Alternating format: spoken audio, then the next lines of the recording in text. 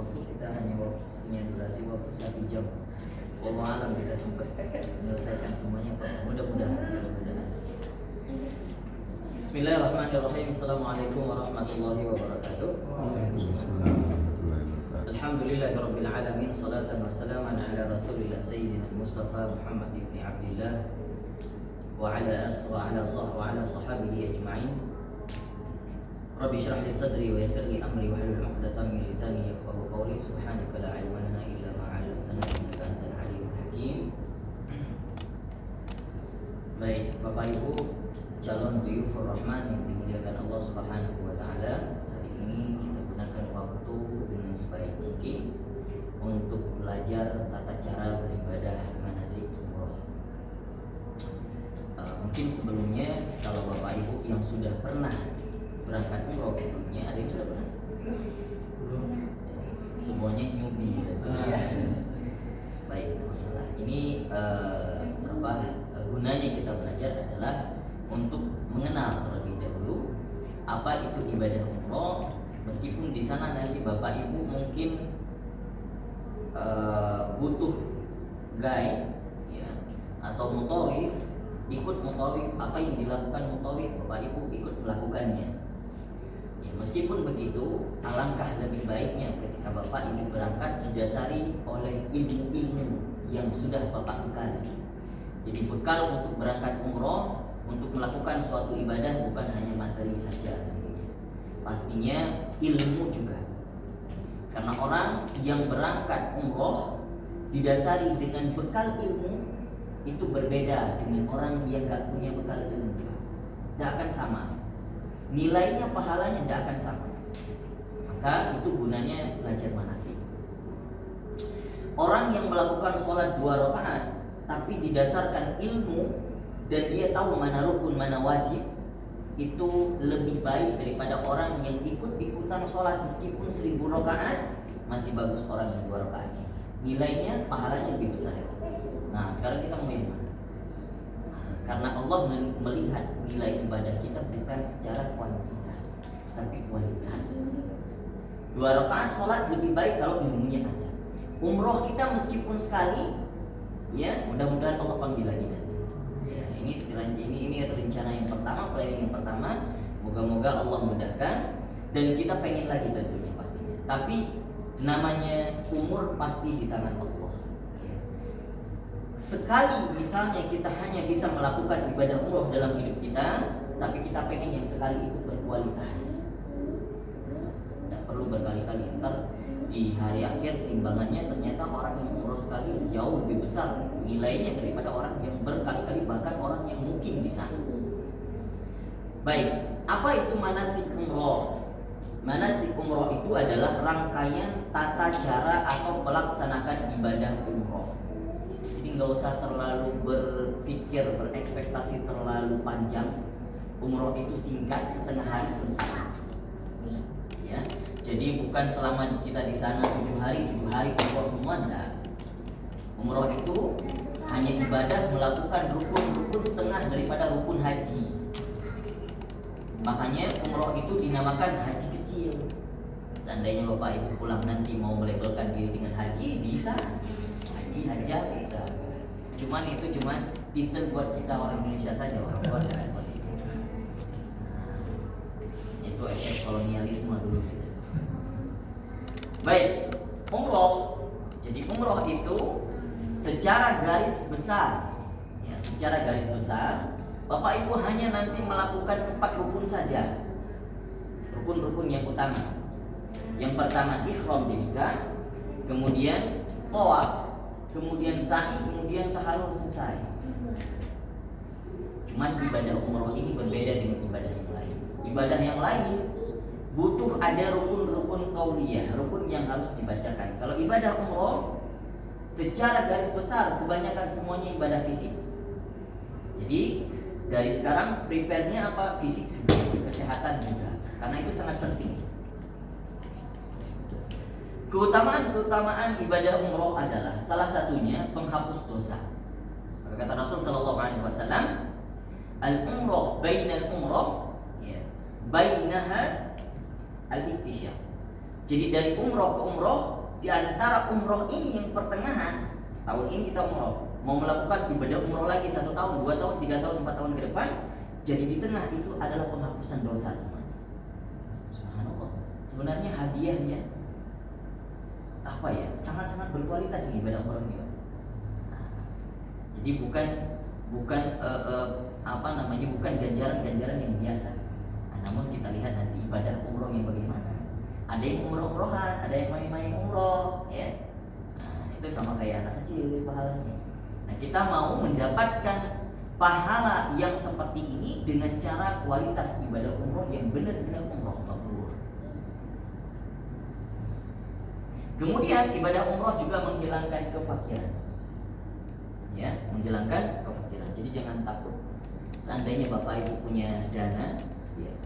Ini kalau saya mengatakan berapapun dana yang Bapak Ibu siapkan untuk berangkat umroh nanti, mau 6 juta, mau 16, 20, bahkan 50 juta Bapak Ibu ngambil paket misalnya di travel, gak akan sebanding dengan pahala yang Allah berikan di sana.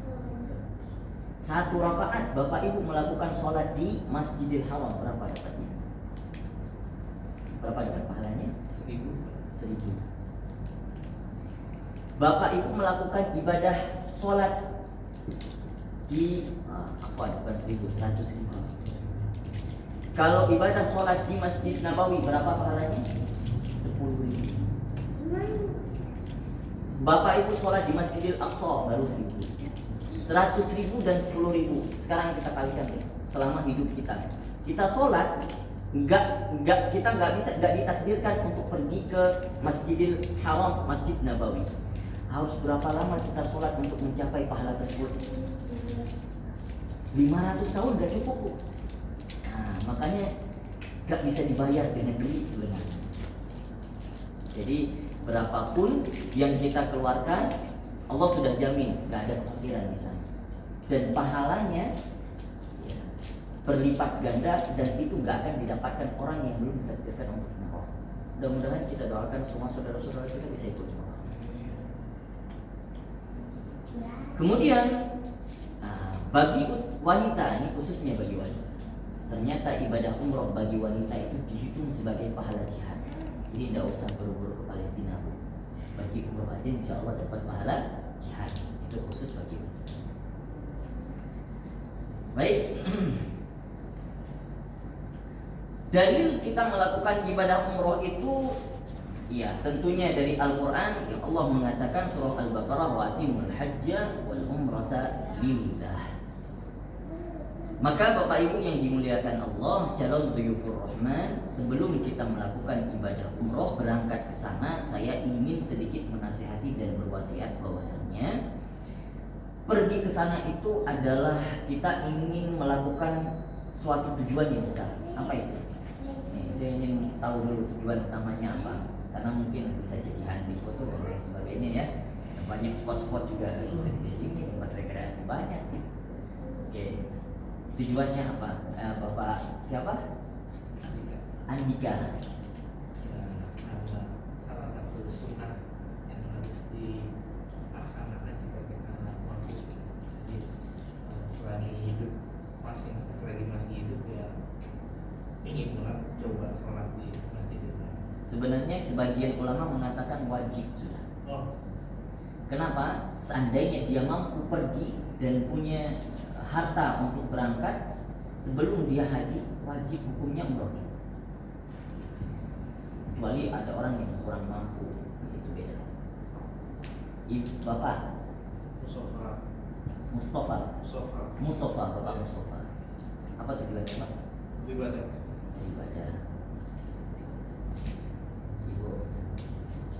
Ibu siapa? Ika. Ibu Ika.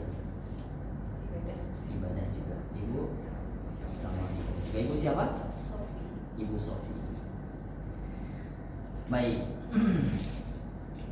Kalau saya pribadi berangkat ke sana, kalau beribadah itu 2 hal. Yang pertama, ibadah itu menebus dosa. Yang kedua, ibadah itu mendapatkan pahala. Tapi saya lebih prioritas yang pertama. Ya, tujuan utama lebih spesifik lagi. Saya maunya sampai ke sana nebus dosa. Ya orang Kristen ada waktu nebus dosa. Lah kita Muslim itu waktunya. Karena kita berangkat ke sana, seandainya pulang nanti dengan haji yang mabrur atau umroh yang mabrur, maka kita seperti dilahirkan seperti bayi yang dilahirkan kembali. Jadi nggak ada dosa. Selanjutnya, setelah Allah nebus dosa-dosa kita, Allah hapus dosa-dosa kita, mau Allah berikan pahala, mau setelah itu Allah berikan bonus-bonus lainnya, itu otoritatif, biar hak Allah saja. Saya sih lebih pengen dosa aja yang diampuni. Kita dosa kita nggak terhitung, kadang dosa kecil maupun kadang juga dosa besar yang selama ini mungkin ya sengaja sholat mungkin masih bolong-bolong gitu ya, sengaja menunda-nunda sholat, itu prioritas pertama.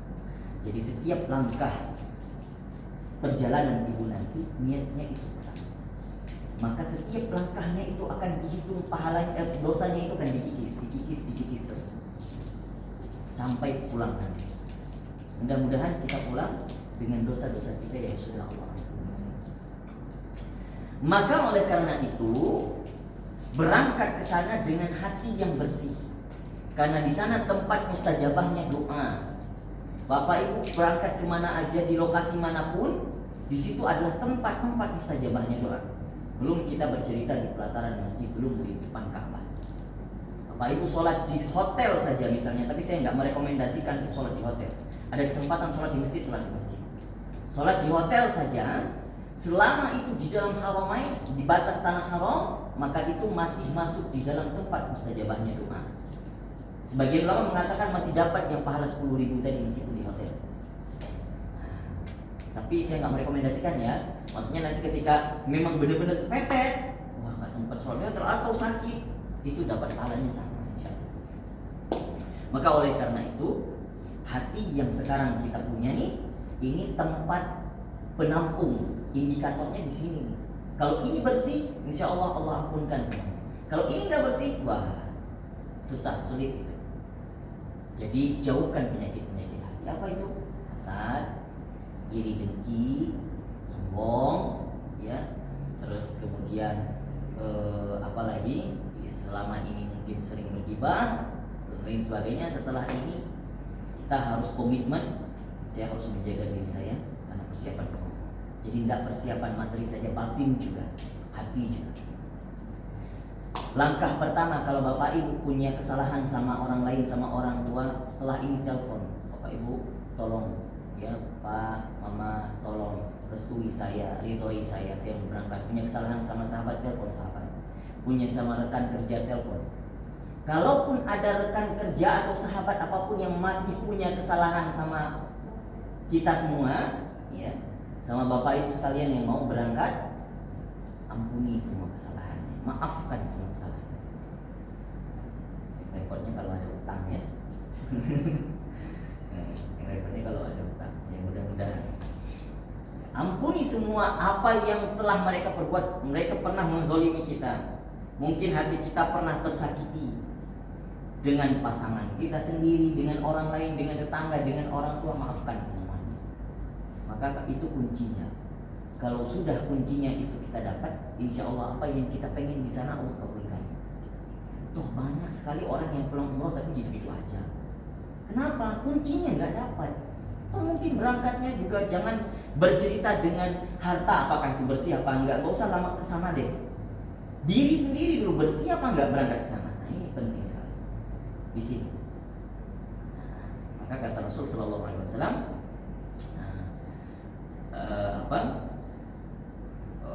fa innal jasada fa kullu jasadin wa inna qalbu fi kulli jasad. Jadi seandainya hati yang ada di dalam diri kita ini adalah kunci daripada tubuh kita sendiri. Wa in saluha saluhal jasad kullu. Kalau misalnya ini bagus, semua diri kita bagus. Wa in fasada fasadal jasad kullu. Kalau misalnya buruk, semuanya ini buruk. Ala wahyil qalbu, itulah namanya hati. Baik, itu nasihat saya. Setelah ini mungkin mudah-mudahan bisa diaplikasikan ya. bisa dipraktikkan. Tanya kepada diri sendiri, ya Allah, saya punya dosa apa sama orang lain. Dosa sosial itu lebih berefek besar daripada dosa kita sama Allah. Dosa kita sama Allah, Allah maha pengampun. Tapi kalau sama manusia, buru-buru susah banget dapat ampunan manusia. Makanya jangan sesekali buat dosa sosial, itu susah sekali. Dan pahala sosial itu jauh lebih besar nilainya daripada pahala ibadah yang langsung vertikal sama Allah. Baik, keutamaan Mekah dan Madinah. Mungkin itu saya skip saja. Baik, ada yang ingin ditanyakan sampai di sini dulu sebelum kita masuk ke dalam sesi selanjutnya.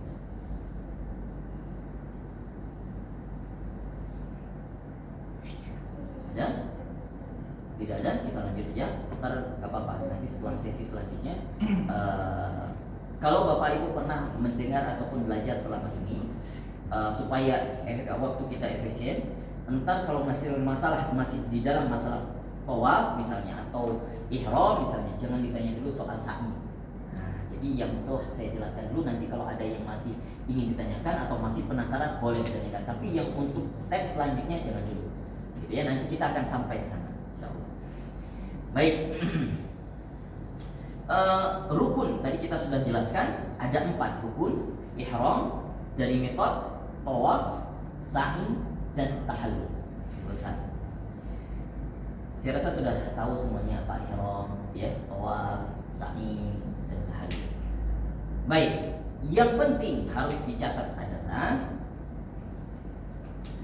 di dalam ibadah umroh ada hal-hal yang harus dijauhi. Pertama, saya ingin menjelaskan terkait dengan pakaian. Pakaian yang diperbolehkan bagi pria hanya pakaian yang tidak berjahit. Ada 2 helai pakaian yang dipakai untuk izar sebagai sarung dan dipakai untuk rida sebagai atasan. Yang berjahit tidak diperbolehkan. Hati-hati bapak-bapak dengan celana dalamnya, jangan sampai nyangkut. Lewat miqat ternyata masih ada celana dalam, repot itu, balik lagi ntar. Apalagi kalau sudah sampai di Mekah. Kemudian bagi laki-laki tidak boleh memakai penutup kepala, peci, tidak boleh. Ya, payung boleh. Ya, payung boleh. Kalau payung nggak boleh, repot, nggak bisa naik bis dong. Nah, maka yang langsung nempel di kepala itu tidak boleh. Tapi kebanyakan bapak-bapak lupa, sama ibu-ibu juga.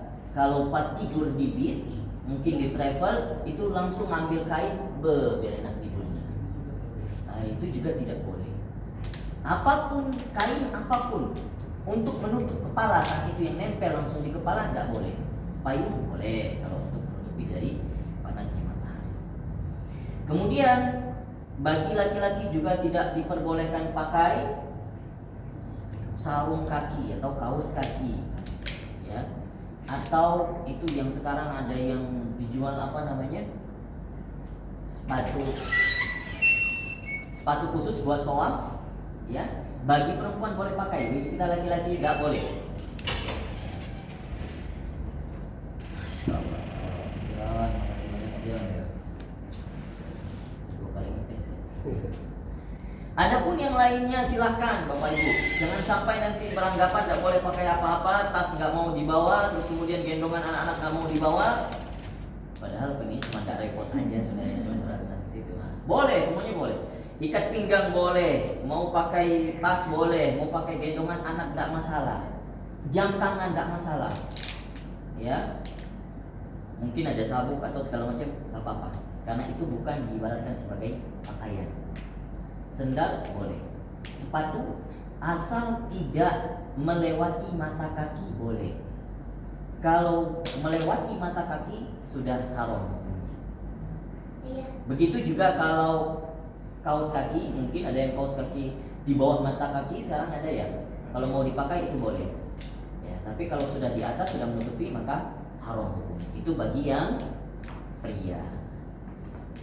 Ada yang tanyakan bapak-bapak sebelum kita lanjut ke wanita? Kalau sepatu sendal yang menutup mata kaki itu, Sepatu sendal ada yang menutup mata kaki? Yang Saya rasa itu sepatu boot kayaknya. Kalau yang asal tidak menutupi mata kaki, nggak Kalau apa-apa. tidak menutupi, bukan menutup. Ya, kalau menutupi sudah tidak diperbolehkan. Kalau tidak menutupi diperbolehkan. Jelas ya? Baik. Ada lagi yang lain? Kacamata boleh. Kalau yang laki-laki celana dalam itu ada kan celana dalam? Ada, betul. Sekarang ada celana dalam yang khusus didesain buat untuk Iya. umroh, jemaah Iya. umroh. Itu tidak dijahit, Iya. tapi diikat saja. Iya, itu boleh. Boleh. Oh. Itu tidak masalah. Boleh. Buat jaga-jaga mungkin ya, boleh. Ada juga yang modelnya perkat. Gitu ya, celana dalam kan perkat gitu. Asal tidak dijahit aja. Jadi perkat di sini kalau nggak salah atau di bawah satu lagi perkat tuh. Nah itu boleh. Oke, jelas ada lagi. Baik, langsung kita lanjut. Wanita. Bagi wanita yang diharamkan adalah yang tidak diperbolehkan adalah memakai tutup wajah atau niqab. Ya, niqab, masker termasuk salah satunya tidak boleh pakai ketika umroh. Ini bercerita saat kita sudah masuk ke dalam ihram. Terus kemudian manset yang menutupi melewati pergelangan tangan nggak boleh. Sarung tangan apalagi. Kalau manset yang sudah menutupi telapak tangan nih seperti ini ya, ada yang kayak gini, jarinya kelihatan. Ya, nggak boleh. Ya, catat baik-baik. Adapun manset yang dari belakangnya ketutup, ada ya, yang ada di sini, ini nggak ketutup, itu boleh. Oh, yang tidak ada. Bukan dari Yang penting bagian telapak tangan ini harus terbuka. Belakang meskipun tertutup tidak masalah. Ya, jelas ya, tapi untuk jaga-jaga alangkah lebih baiknya saat umroh pakai aja manset yang pergelangan tangan. Adapun topi, pakaian berjahit lain sebagainya bagi wanita diperbolehkan. Topi boleh, jam tangan boleh, apapun boleh, gelang-gelang emas segala macam asal nggak dicuri, nggak takut dicuri boleh pakai saja. Ya. Ada yang ingin ditanyakan? Kaos kaki bagi perempuan boleh. Yang tidak boleh hanya niqab menutup wajah dan juga manset yang menutupi telapak tangan atau melewati pergelangan. Sama kalau ingin beristirahat jangan sampai tutup wajah, jangan sampai tutup muka. Itu akan membatalkan ihram. Itu tentang pakaian. Baik. Nanti hal-hal yang akan membatalkan umroh yang lainnya akan saya jelaskan ketika kita sudah masuk ke step yang kita jelaskan terkait dengan ihram, rukun yang pertama. Ini masih belum masuk. Kemudian ada yang disunnahkan sebelum kita berangkat, sebelum memulai ihram. Kalau Bapak Mustafa berangkatnya di tanggal berapa? 17 Agustus. 17 Juli. Lebih duluan dong tadi. Iya. Oke. 17 Juli sampai ke mana dulu nih? Ke Makkah dulu baru ke Makkah dulu baru ke Madinah. Baik. Makkah dulu baru ke Madinah. Sama dong berarti ya. tidak tanggal. Terus miqatnya di mana nantinya? Pesawat. Baik. Hal-hal yang disunahkan sebelum ihram. Yang pertama, kalau Bapak Ibu berangkatnya dari sini, ya, berarti ini sudah diamalkan terlebih dahulu yang sunnah-sunnahnya. Apa itu? Menggunting kuku, mencukur kumis, mencukur bulu-bulu halus yang ada pada di tubuh kita, ya. Terus kemudian membersihkan seluruh tubuh kita. Kemudian mandi. Ada namanya sunnah mandi ihram. Kapan itu dilakukan berarti? Ya, sebaiknya kalau Bapak Ibu langsung berangkat ke Mekah, berarti sebelum berangkat di sininya sudah sholat, sudah sudah mandi sunnah, mandi sunnah ihram. Kemudian memakai wangi-wangian sunnah. Nah, jangan salah, ini memakai wangi-wangian sebelum berniat ya, diperbolehkan masih. Sunnah. Melakukan sholat sunnah. Sholat sunnah ihram itu dilakukan kalau seandainya Bapak Ibu misalnya ada yang berangkat dari kota Madinah menuju ke Makkah, maka sholat sunnahnya di miqat. Kalau seandainya Bapak Ibu keberangkatannya ini sama, ngambil miqatnya di Yalamlam, di pesawat, berarti sholatnya di mana? Pesawat. Sholatnya sambil duduk. Oh, Ustaz kayaknya wudunya susah, nggak usah wudhu tayamum. Ya, sebisanya, ya. Jadi sebisanya saja. Maka gapailah sunnah-sunnah. Baik, ada yang mau tanyakan sunnah-sunnah ihram? Baik, kalau tidak kita masuk ke rukun yang pertama, ihram. Rukun yang pertama, ihram. Ihram itu adalah melakukan niat di miqat tertentu yang sudah ditentukan di dalam syariat kita. Kalau Bapak Ibu berangkat dari arah Indonesia sini, berarti kita miqatnya penduduk orang Yaman, maka harus ngambilnya di Yalamlam. Kalau di Madinah maka miqatnya di Bir'an. Ya, itu sudah ditentukan masing-masing. Jadi nggak boleh terserah kita mau ngambil miqat di mana, nggak boleh. Baik, kita miqatnya di Yalamlam. Karena berangkat pertama ke Mekah, maka harus ngambil miqat di atas pesawat. Ada ulama yang berpendapat kalau seandainya Bapak Ibu lupa saat itu berniat di pesawat atau sudah kelelap tidur, ya, atau belum ganti baju, ya, maka masih diperbolehkan ngambil miqatnya di bandara ketika landing. Bandaranya di mana? Ya, karena King Abdul Aziz ketika ditarik itu segaris lurus dengan miqat Yalamlam. Gitu. Maka ada ulama yang berfatwa boleh kalau seandainya kelewat. Ya, gak mungkin kita suruh pesawat balik lagi ya. Maka boleh, tapi alangkah lebih baik dijaga-jaga. Maka pakaian itu sudah siap, sudah ready saat kita mau take off dari Singapura misalnya Bapak Ibu ya. Ketika langsung direct ke kota Makkah. Maka selama dalam perjalanan itu ada sunnah yang harus dibacakan. Apa itu?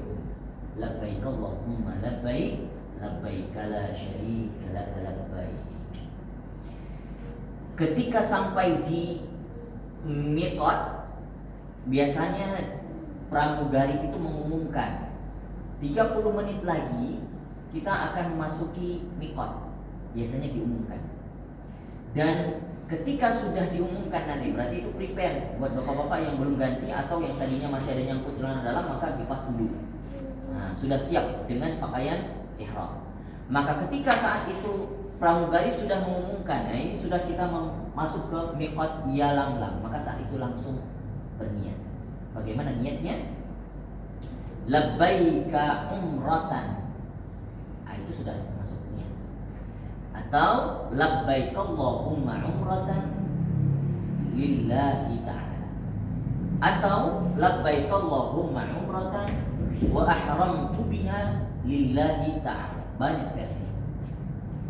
Tak bisa susah Ustaz bahasa Arab, bahasa Indonesia aja deh. Udah sengaja aku umroh dengan Allah Ta'ala selesai, atau sengaja aku umroh selesai. Yang penting jangan lupa niat, dan niat itu di sini. Kalau dilafazkan maka ini harus ikut. Nah, gitu ya. Maka itu adalah niat ketika kita sampai di miqat. Setelah itu ingat Bapak Ibu, ketika Bapak Ibu sudah berniat, maka Bapak Ibu sudah masuk gerbang ihram. Ada hal-hal yang harus dijaga yang tidak diperbolehkan untuk dikerjakan, itu benar-benar harus diwanti-wanti untuk tidak dikerjakan. Nanti Bapak Ibu akan keluar dari gerbang tahallul. Ya. Tadi sebelum kita mengucapkan niat, alangkah lebih baiknya ketika si pramugari sudah mengumumkan, insya Allah mungkin 20 menit lagi, 30 menit lagi kita akan melewati miqat. Maka setelah itu kita sudah boleh langsung sholat sunnah, takutnya kelewatan. Maka ketika miqat sudah diumumkan, langsung kita bacakan niat. Gitu. Ya, jangan lupa sholat sunnahnya. Jadi sholat sunnah itu Ya, kalau belum sempat dikerjakan sebelum niat, boleh dikerjakan setelah niat. Tapi alangkah lebih baiknya sebelum niat. Jelas? Jelas ya? Baik. Setelah ihram, ada hal-hal yang harus dijaga. Ini yang harus benar-benar dijaga. Yang pertama, ketika sudah niat ya, yang pertama, tidak boleh lagi pakai wangi-wangian. Apapun dia jenisnya. Memakai minyak wangi, tisu basah. Ini seringan nih, tisu basah, apalagi kalau bawa bayi-bayi ya yang masih memerlukan tisu basah. Nah, ini hati-hati. Terus kemudian apalagi? Saat makan, ntar cuci tangan pakai sabun. Kemudian saat mandi pakai sabun. Kemudian saat gosok gigi pakai toothpaste, pakai Pepsodent, itu ditinggalin dulu. Jangan dipakai. Alkohol yang ada wangi-wangian ditinggalkan selama kalau sudah berniat ihram. Jelas? Oke, hati-hati jangan sampai lupa. Biasanya biasanya habis makan langsung ada sunlight depan langsung jepret gitu ya. 2. Memotong rambut dan kuku.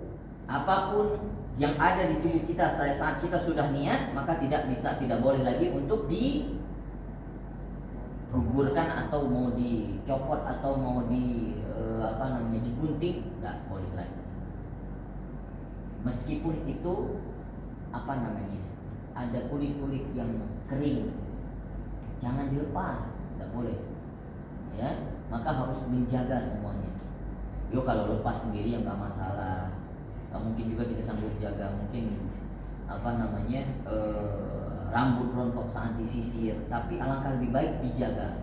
Kalau bagi ibu-ibu nanti ketika sampai di hotel dan sedang dalam keadaan ihram, maka jangan alangkah lebih baik jangan sisir rambut kalau itu memang ada potensi rontok. Gitu caranya. Kalau yang sering-sering ngupil misalnya ya, takut rontok bulu hidungnya, jangan ngupil dulu gitu.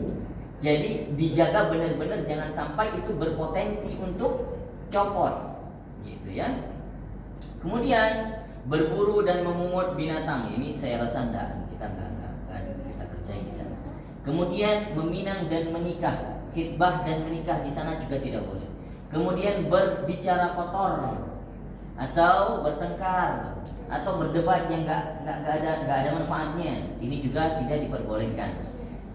Oke. Kemudian yang khusus pada pria, tadi kita sudah jelaskan. Saat setelah niat ihram maka tidak boleh lagi pakai pakaian yang berjahit dan tidak boleh pakai alas kaki atau penutup kaki yang melewati batas mata kaki. Adapun bagi wanita memakai cadar dan memakai sarung tangan tidak diperbolehkan. Ini hal-hal yang tidak diperbolehkan dalam ihram. Ada yang ingin ditanyakan? Jelas di sini. Kalau ihramnya sudah diwangikan sebelum dipakai boleh? Enggak masalah. Tadi kan ada sunnahnya kita memakai wangi-wangian sebelum niat. Keselanjutnya tidak boleh lagi. Ya. Terus kemudian kalau seandainya itu pakaian kita sudah dimoltoin dengan yang wangi gitu ya, pakaiannya nempel wanginya, itu nggak masalah. Oke. Tanya Ustaz. Ya silakan. Kalau misalkan ini ketika rencananya malam itu sampai di sana jam 7:30 malam ya, sampai di kita itu, terus rencana juga kan ke Mekah malam itu juga, rencana pokoknya besok pagi berarti nggak boleh pakai selimut, tidur pun nggak boleh gitu ya. Atau bagaimana saran-sarannya? Kalau misalnya Nyampai saat malam hari, kemudian mau melakukan ibadah tawafnya di pagi hari. Oke. Apa yang harus dilakukan? Boleh melakukan apa saja, asal hal-hal yang tidak diperbolehkan tadi tidak dilakukan. Harus menjaga dengan cara bagaimana? Ya kalau misalnya mau tidur, maka kita laki-laki kalau ingin dicopot hanya atasannya saja, nggak apa-apa, tidur saja gitu. kalau pakai selimut begitu? Pakai selimut nggak masalah, asal selimutnya jangan sampai diangkat sampai menutup kepala, itu aja syaratnya. Kalau hanya sampai di sini, ya nggak masalah. Tapi masih berpakaian Tetap pakaian ihram. ihram itu. Jangan sampai kayak ada pengalaman saya itu, jamaah saya waktu itu sampai di ini mau istirahat dulu sebentar, ternyata apa yang dilakukan? Lepas nih laki-laki ini, bapak-bapak dilepas pakaian ihram, pakai celana pendek. Ada yang namanya jamaah banyak yang kelakuannya. Kalau seperti itu gimana? Iya sudah batal dong. Dia harus balik lagi ke ini nanti. Makanya mikotnya harus ngambil lagi ke mikotnya. Berarti baliknya lagi harus ke tempat Enggak. Oh. Jadi dia sudah sampai di kota Mekah, maka dia sudah diibaratkan sebagai penduduk Mekah. Ngambilnya di Tan'im. Kan? Kita tutup dulu. Begitu ya. Ada lagi yang ingin tanyakan? Kalau yang begitu apa namanya, jika kita melanggar itu kan sebenarnya ada denda ya. Nah itu kan tadi jatuhnya kita melanggar ya. Tapi apakah opsinya denda atau kita ambil niat lagi juga bisa bagaimana? Ada ketentuan. Kalau seandainya hal-hal yang diharamkan ini dilaksanakan, ada yang kena dam itu denda, ada yang tidak. Seperti pakai celana tadi ya, pakai pakaian berjahit, kalau itu kelupaan maka itu tidak kena dam. Lupa ya. Lupa, dalam konteks lupa nggak kena dam. Tapi kalau membunuh binatang, artinya dalam konteks kesengajaan semuanya. Kita udah tahu ini pakaian nggak boleh pakai berjahit, ternyata kita dengan sengaja pakai pakaian berjahit, maka itu kena dam. Kita udah tahu nggak boleh bunuh binatang, maka sampai di sana sengaja mukul nyamuk atau mukul kecoa, itu kena dam. Maka kalau secara tidak sengaja tidak masalah. Tapi kalau seperti kasus tadi yang sudah pakai pakai celana pendek, itu harus ngambil lagi mikotnya. Tapi kalau misalnya seperti memukul nyamuk secara tidak sengaja, itu dimaafkan. Benda-benda yang kecil, misalnya kayak seperti semut dan segala macam, ya tidak disengaja, maka dimaafkan. Ya, ini diingat baik-baik. Ada lagi? Kalau selain itu tidak ada yang kena dam. Kecuali meninggalkan rukun, itu juga kena dam. Maksudnya Bapak Ibu sudah melewati mikot tapi nggak berniat, dan itu sengaja nggak mau diniatkan di situ, nah, maka itu kena dam. Baik, ada lagi? Kalau tidak, langsung kita masuk ke dalam rukun yang kedua, tawaf. Ustaz, tadi yang terkait dengan niat waktu di mikot gitu. Misalnya kita ketiduran ya ternyata, tapi sudah berpakaian mikot. Berarti pas sebelum landing langsung saya ambil niat gitu sudah tidak masalah. Tidak masalah. Ambil pendapat yang kedua. Ada pendapat ulama yang mengatakan di airport itu boleh ngambil niat karena itu diibaratkan sebagai mikot. Maka Bapak Ibu boleh ngambil mikot di situ, niat di situ. Kalau tadi lupa atau tadi mungkin kelelap tidur, maka sampai ketika landing, ya, ketika landing ngambil baggage segala macam, ketika ingin mau keluar dari airport jangan lupa niat dulu. Atau langsung ketika ingat niat langsung, biar supaya entar ada kelupaan lagi entar. Maka niat langsung setelah itu. Begitu caranya. Jadi ketika setelah Bapak Ibu niat, tidak ada bacaan lain yang disunahkan kecuali labbaik Allahumma labbaik, labbaik la syarika lak labbaik. Apapun aktivitas yang Bapak Ibu lakukan saat itu, tolong hatinya dijaga untuk selalu mengucapkan talbiyah. Nah, mau makan, mau ngerokok tapi ininya talbiyah. Hebat ya? Nggak apa-apa. Terus kemudian sedang ngapain aja, ngambil baggage aktivitas apapun, maka hati talbiyah. Saat bisa mengucapkan dengan lisan, maka ucapkan dengan lisan.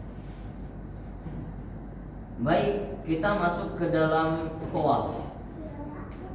Tawaf ini sedikit lebih rinci atau sedikit lebih ribet soal tawaf, ya.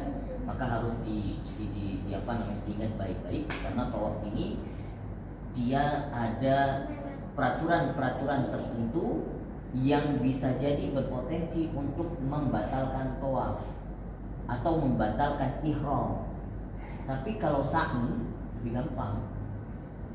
Sa'i itu nggak diikat dengan aturan-aturan tertentu. Jadi yang membatalkan sa'i adalah yang membatalkan ihram. Tapi kalau tawaf ada hal-hal yang membatalkan tawaf tapi ihram masih tetap. Bisa dipahami? Jadi kalau tawaf batal berarti ngapain? Ulang lagi? Enggak. Ya makanya nanti kita akan belajar. Oke, tawaf itu adalah mengelilingi Ka'bah 7 kali putaran. Itu adalah ibadah yang paling klasik dari sejak manusia pertama yang Allah kirimkan ke bumi, Nabiullah Adam alaihissalam, itu sudah diperintahkan untuk melakukan ibadah tawaf. Allah turunkan satu batu dari surga yang itu menjadi cikal bakal Ka'bah nanti. Itu adalah batu, pondasinya itu batu dari surga. Allah suruh Nabiullah Adam untuk berkeliling 7 kali. Itu sejarah. Dan ternyata bukan hanya itu. Tawaf itu ibadahnya para malaikat jauh sebelum Nabi Adam diciptakan. Kalau kita tarik garis ini dari pertengahan Ka'bah menuju ke atas, itu ada namanya Baitul Ma'mur. Nah, Baitul Ma'mur itu adalah ini saya potong sedikit. Ini kalau misalnya tidak selesai azan tiba, bisa kita lanjutkan setelah subuh, bisa ya? Bisa ya? Oke, baik. Ketika di Baitul Ma'mur itu ada sama seperti Ka'bah. Wallahu alam bagaimana bentuknya, apakah itu seperti Ka'bah dan lain sebagainya. Yang jelas di sana ada poros yang juga sama seperti Ka'bah, yang dimana para malaikat mengelilingi itu sebanyak 70.000 malaikat setiap waktu. Ketika Rasulullah SAW hijrah ke melakukan Isra Mi'raj, itu diperlihatkan. Rasulullah melihat ternyata ada 70.000 malaikat yang diinformasikan oleh malaikat Jibril. Ada 70.000 di sini malaikat mengelilingi Ka'bah. Apa yang hebatnya? Setelah 70.000 ini masuk, selesai 7 kali putaran, kemudian dia keluar, masuk 70.000 malaikat lagi. Setelah selesai, masuk lagi 70.000 malaikat. Dan kata Jibril, malaikat yang sudah tawaf 7 kali putaran itu tidak akan bisa masuk lagi sampai akhir dunia. Jadi limitnya cuma sekali saja buat malaikat untuk bisa tawaf di situ. Sekarang kita hitung berapa banyak berarti malaikat. Kalau kita di bumi ini nggak sampai seperberapa, 1/10 nggak sampai. Banyak sekali malaikat. Nah, maka itu keistimewaan kita. Kita masih bisa melakukan tawaf berkali-kali. Malaikat hanya bisa melakukan sekali sepanjang hayatnya malaikat. Baik.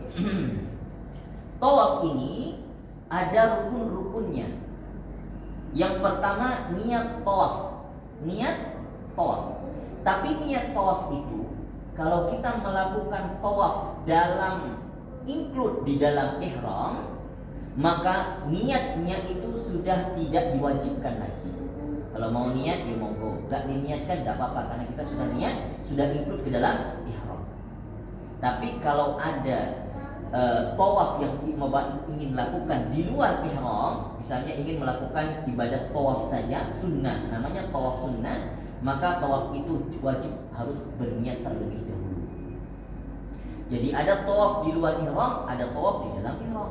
Kalau tawaf di luar ihram namanya tawaf sunnah, namanya tawaf wada. Pernah mendengar tawaf wada ya? Ketika ingin kita pulang kita tawaf wada, maka nggak perlu ngambil miqat, tawaf aja. Meskipun tidak dalam keadaan ihram nggak apa-apa, dengan pakaian begini pun boleh tawaf. Gitu ya, itu namanya tawaf sunnah atau tawaf wada. Kemudian mengelilingi Ka'bah 7 kali. Kemudian kita mulai dari rukun Hajar Aswad dan garis finishnya juga rukun Hajar Aswad. Kemudian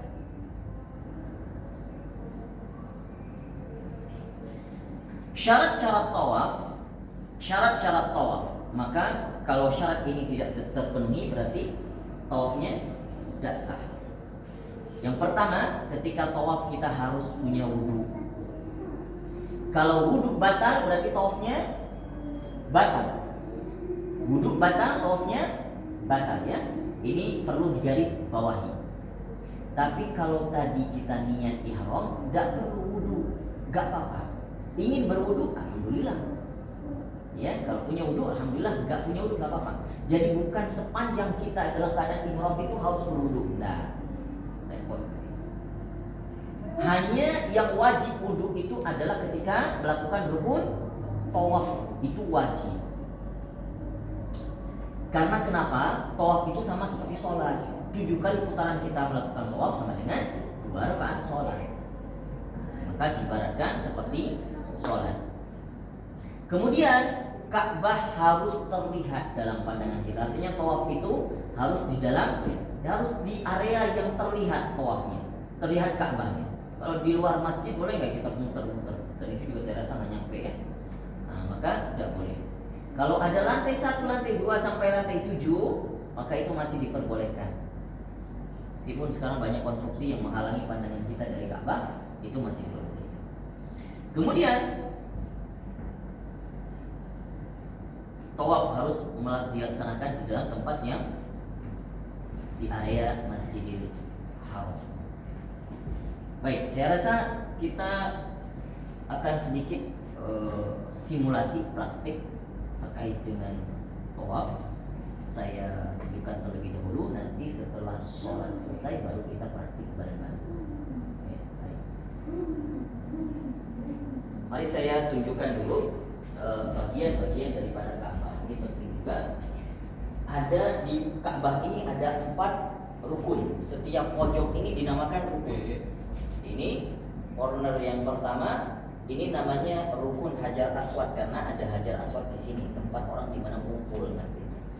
Kemudian rukun yang kedua itu namanya rukun Syami. Afwan, ini rukun Iraqi. Ini Hajar Aswad, rukun Iraqi. Pojok yang ketiga rukun Syami. Pojok yang keempat di belakang Hajar Aswad rukun Yamani.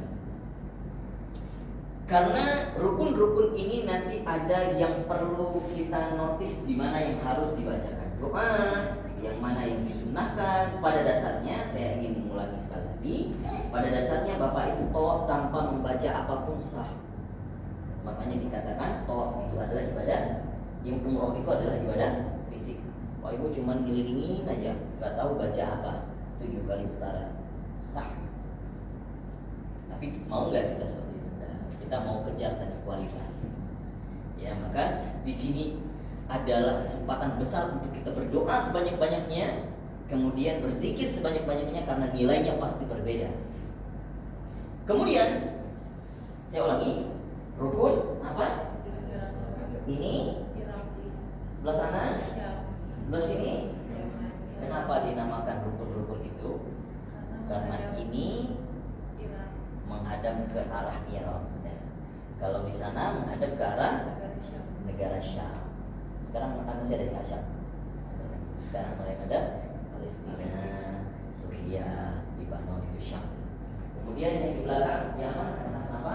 Menghadap ke negara Yaman. Baik. Kemudian ini adalah pintu Ka'bah. Di antara pintu Ka'bah dan Hajar Aswad ini yang jangan dilupakan. Saya ulangi, pintu Ka'bah dan Hajar Aswad ini namanya multazam. Disinilah tempat mustajabahnya doa. Selain di Hajar Aswad, di sini multazam. Tapi ada ulama yang mengatakan multazam itu sampai akhir batas daripada pintu Ka'bah. Boleh diambil dua-dua pendapat boleh. Artinya Bapak Ibu kalau masih sempat di sini, maka upayakan di sini. Kalau nggak sempat di sini ya usah dari sini. Gitu ya. Terus kemudian di bawah atau di sebelah sini, ya, atau di depan pintu Ka'bah yang Bapak Ibu lihat di sini, ini adalah maqam Ibrahim. Apa ini maqam Ibrahim? Tapak tilas pijakan kaki Nabiullah Ibrahim saat merenovasi Ka'bah dahulu.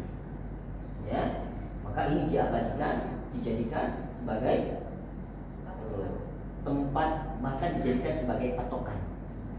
nanti sholat di belakang makam Ibrahim hukumnya sunnah. Sholat tawaf. Kemudian ada lengkungan di samping Ka'bah. Apa namanya? Hijir Ismail. Hijir Ismail itu apa? Hijir Ismail itu adalah, ada yang mengatakan sejarahnya adalah ini, dulu Hijir ini adalah tempat di mana Nabiullah Ismail bersama ibundanya Siti Hajar membuat satu ruangan atau kamar tempat mereka menetap dalam kurun waktu yang sementara. Tapi ada sejarah yang konkret bahwasanya ini Hijir Ismail dulunya, sebelum ini Ka'bah direnovasi kembali setelah dia runtuh saat banjir, maka ini termasuk dalam bagian Ka'bah. Jadi kesimpulannya Ka'bah dulu bukan kubus, Pak, tapi balok sampai akhir ke sini. Balok berarti ya? Tapi sejarahnya karena saat itu ini sebelum kelahiran Nabi Muhammad SAW. Ya, karena orang-orang Quraisy itu dulu, meskipun ini Ka'bah ini bukan cara mereka ibadah, nggak sama seperti kita, meskipun mereka masih menyembah berhala, tapi mereka percaya bahwa ini Ka'bah adalah tempat suci bagi siapapun agamanya, nggak boleh mengotori tempat suci Ka'bah ini. Kita lihat burung ababil, ada Raja Abraham ingin rebut Ka'bah, apa yang terjadi? Dibantai sama Allah ya. Dikirim apa? Sukhoi F-16. Tapi dari surga datangnya, apa? Ambil batu neraka, padam semuanya. Maka ini sudah titahnya Allah, sudah Allah jaga. Nah, oke. Kemudian orang-orang Quraisy pun meskipun mereka menganggap bukan Allah Tuhannya, mereka meletakkan berhala-berhala di samping. Dulu masa jahiliyah. Jadi ada hajinya, meskipun haji mereka apa? Dengan cara bertelanjang salah satu. Karena mereka menganggap ini tempat suci, maka yang kita pakai ini semua kotor, ada semua bernajis semua. Maka dengan cara bertelanjang di sini. Jadi mereka sudah menganggap ini kayak sebuah ideologi bagi mereka bahwasanya ini tempat suci, tidak boleh diganggu. Meskipun berbeda-beda cara mereka beragama. Orang Yahudi juga menganggap ini tempat suci. Baik. Kemudian ini Hijir Ismail, saya teruskan dulu tadi. Maka ketika sampai orang-orang Quraisy itu, di saat di suatu ketika banjir bah datang dan ini runtuh sebagian Ka'bah, ya, sebagian Ka'bah runtuh. Akhirnya saat itu ada orang ingin mengatakan, pembesar orang Quraisy, kita harus renovasi Ka'bah ini. Oke, tapi dengan cara harus dari dana yang suci, tidak boleh dari hasil judi, nggak boleh dari hasil, pokoknya nggak boleh dari hasil yang haram. Mereka masih menganggap yang seperti itu. Tapi dananya nggak cukup untuk merenovasi ini. Terkumpul tapi nggak cukup. Akhirnya apa? Yang tadinya ingin ditutup sampai di sini, jadinya cuma sampai di sini. Dan ini ya sudah ditutup saja sebelah sini, nggak sampai. Maka Rasulullah itu diberitahukan, ini dulu nenek moyangmu, ini Ka'bah dah sampai selesai. Jadi ditutup sampai sini, maka akhirnya lengkungan ini ya sudah. Maka ada yang mengatakan dulu itu Ka'bah itu bisa jadi bukan petak, bulat. Wallahu a'lam, banyak pendapat-pendapat sejarah. Baik, saya rasa nanti setelah sholat, insya Allah kita akan praktik tawaf dan juga sa'i serta tahiyat. Yang lebih penting adalah yang utamanya di sini adalah praktik tawaf dan sa'i. Ya. Baik, ada yang ingin ditanyakan sebentar menjelang azan zuhur?